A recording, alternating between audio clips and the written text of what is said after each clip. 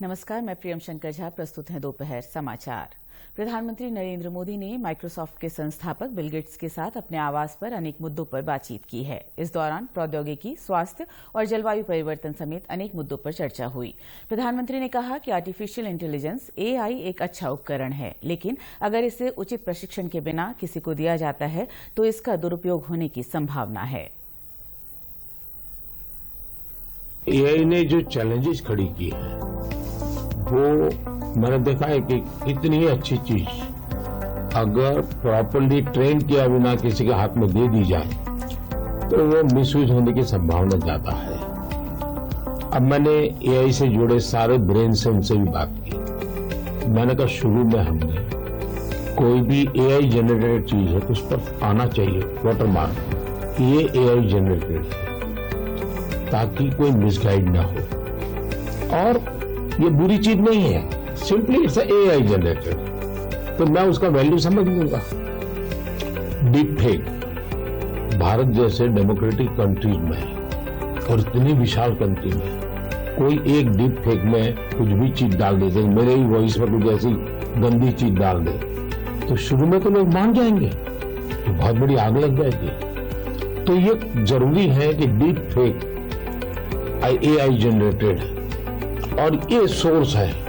ये आज शुरू के दिनों में, आगे करके क्या होगा जरूरत नहीं पड़ेगी शायद, लेकिन ये हमने कुछ डूज एंड डोंट्स उस पर सीरियसली सोचना पड़ेगा। प्रदेश में 19 अप्रैल को मतदान के दिन सार्वजनिक अवकाश रहेगा। इस संबंध में सरकार की ओर से आदेश जारी कर दिए गए हैं। जिन कारखानों, वाणिज्यिक प्रतिष्ठानों में इस दिन साप्ताहिक अवकाश नहीं है, वहां भी अवकाश रहेगा। यदि कोई व्यक्ति उत्तराखंड के लोकसभा निर्वाचन क्षेत्र के अंतर्गत मतदाता है, लेकिन वो निर्वाचन क्षेत्र से बाहर कार्यरत है, तो ऐसे मतदाता को भी सवेतन अवकाश प्राप्त होगा। 100% मतदान के प्रति लोगों को जागरूक करने के लिए पर्यटन विभाग की ओर से जोशीमठ में साइकिल रैली का आयोजन किया गया।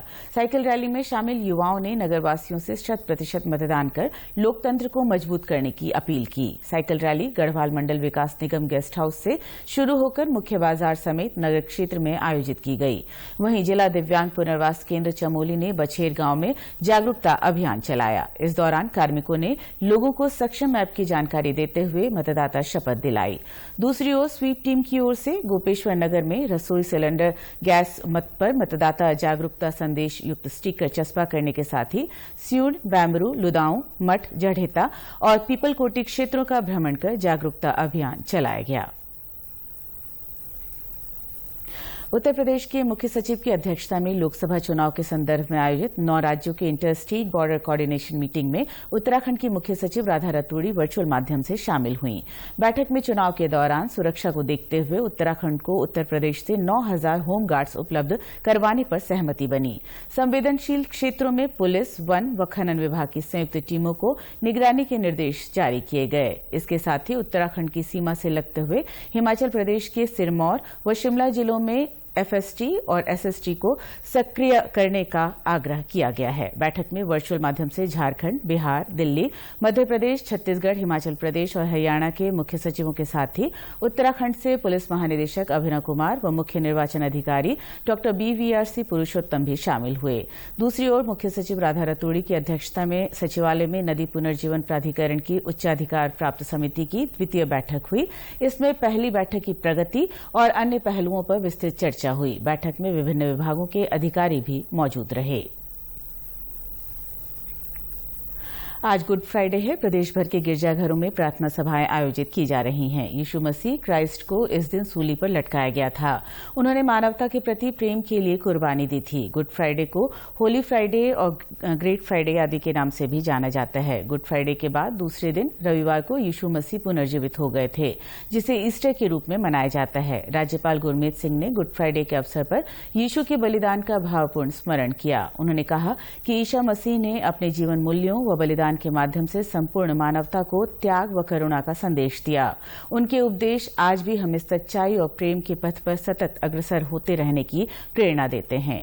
राज्यपाल ने यीशु के बताए जीवन मूल्यों के अनुसरण का संकल्प लेने का आह्वान किया। अल्मोड़ा स्थित पांडे खोला क्षेत्र में जंगल में आग लग गई। इसकी सूचना मिलने पर अल्मोड़ा फायर स्टेशन से अग्निशमन टीम मौके पर पहुंची। वन विभाग के कर्मी भी जंगल की आग बुझाने के लिए जुटे रहे। भीषण रूप से धधकते जंगल की आग मुख्य मार्ग और आबादी वाले क्षेत्र की ओर बढ़ रही थी। फायर सर्विस की टीम ने काफी मशक्कत के बाद हाई प्रेशर पंपिंग और होजरिल की मदद से आग पर काबू पा लिया। इसी के साथ अभी तक के समाचार समाप्त हुए। दूरदर्शन समाचारों से जुड़े रहें। मिलते हैं फिर शाम 6:30 बजे के बुलेटिन में। नमस्कार।